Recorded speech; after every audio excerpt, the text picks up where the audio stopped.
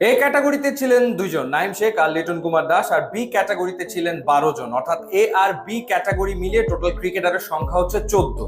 দল হচ্ছে 6টা, প্রত্যেকটা দলকে 2জন করে ক্রিকেটার নিতে হবে এ আর বি ক্যাটাগরি মিলিয়ে।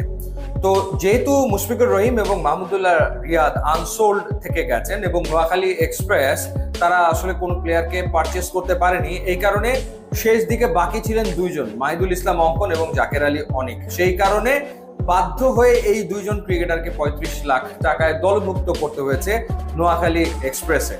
তো খালিদ মাহমুদ সুজন এই দলটার কোচ, অভিজ্ঞ একজন ক্রিকেটার এবং নিশ্চয়ই তিনি নিয়ম সম্পর্কে খুব ভালোভাবে অবগত। সেটা হওয়ার পরেও কেমন করে আসলে অন্য প্লেয়ারদেরকে আর অ্যাপ্রোচ করতে পারলো না নোয়াখালী এক্সপ্রেস, এবং তারা শেষ পর্যন্ত ওয়েট করলো। তারা কি আসলে নিয়মটা জানতো কিনা কে জানে। তারা হয়তো চিন্তা করেছে যে তারা এ বি ক্যাটাগরি থেকে কোনো ক্রিকেটারই নেবে না, তারা সি ক্যাটাগরি থেকে ক্রিকেটার নেবে, সেই কারণেই তারা অপেক্ষা করছিল। এবং শেষ দিকে বলা হলো যে না, বাধ্যতামূলকভাবে 2জন ক্রিকেটারকে নিতে হবে। এখন তখন চাইলেও তারা আসলে মুশফিক আর মাহমুদুল্লাহ রিয়াদকে তো তখন নিতে পারছে না, কারণ তারা আগে আনসোল্ড হয়ে গেছে। বাকি 2জন, সেই 2জনকেই নিতে হবে। এটা অদ্ভুত এক নিয়মও বানিয়েছে গভর্নিং কাউন্সিল। মানে আমি যদি নিতে না চাই তাহলে আমি আসলে নিব না, আবার যেহেতু নিয়ম বানিয়েছে যে 2জনকে আমার নিতেই হবে, তাহলে তো আমি চাইলে মুশফিক আর মাহমুদুল্লাহ রিয়াদ প্রথমে আনসোল্ড ছিল, আমি আবার চাইলে কিন্তু ওই 2জনকে নিতে পারতাম।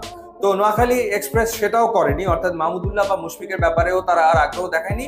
শেষে যে 2জন বাকি ছিল, মাহিদুল ইসলাম অঙ্কন এবং জাকের আলী অনেক, সেই 2জনকেই তারা নিয়েছে 35 লাখ টাকা খরচ করে।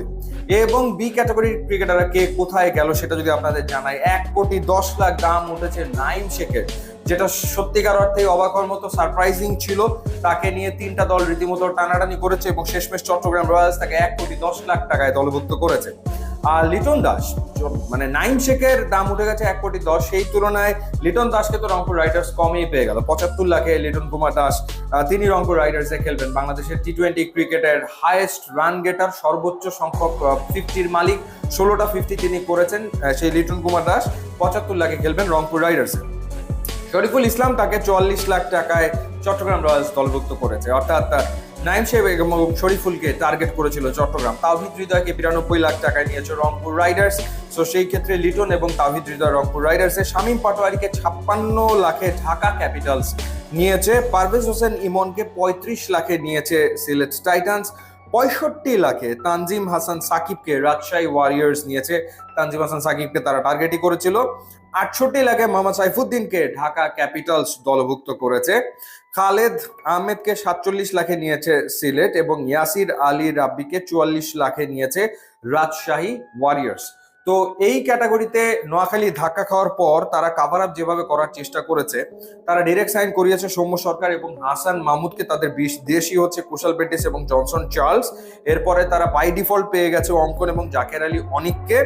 এরপর তারা হাবিবুর রহমান সোহানকে নিয়েছে 50 লাখ টাকা খরচ করে। এটা একটা ডেফিনেটলি আমার মনে হয় যে খারাপ পিক হয়নি, খুবই ভালো পিক হয়েছে।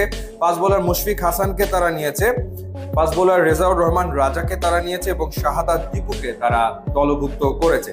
কিন্তু ওই ক্যাটাগরিতে আসলে বোঝা যাচ্ছিল না যে নোয়াখালী টার্গেট করেছে কোন প্লেয়ারকে, মানে সেই অ্যাপ্রোচটা কিন্তু বোঝা যাচ্ছিল না। যাই হোক, তারা শেষমেশ কিন্তু কাভার আপ করার চেষ্টা করেছে। এখন দেখা যাক ওভারঅল টিমটা কেমন হয়। তবে সবচেয়ে বড় ঘটনা হচ্ছে বিপিএল এর দামি প্লেয়ার নাইম শেখ 1,10,00,000 এবং শিরোনাম হচ্ছে যে জাকের আলী অনিক এবং মাহিদুল অঙ্কন তারা আসলে নিয়মের জালে পড়ে চলে এসছেন নোয়াখালী এক্সপ্রেসে। ইউটিউব ইনস্টাগ্রাম লিঙ্ক আছে, আপনারা যোগ দিলে খুবই খুশি হবো। And thanks for watching.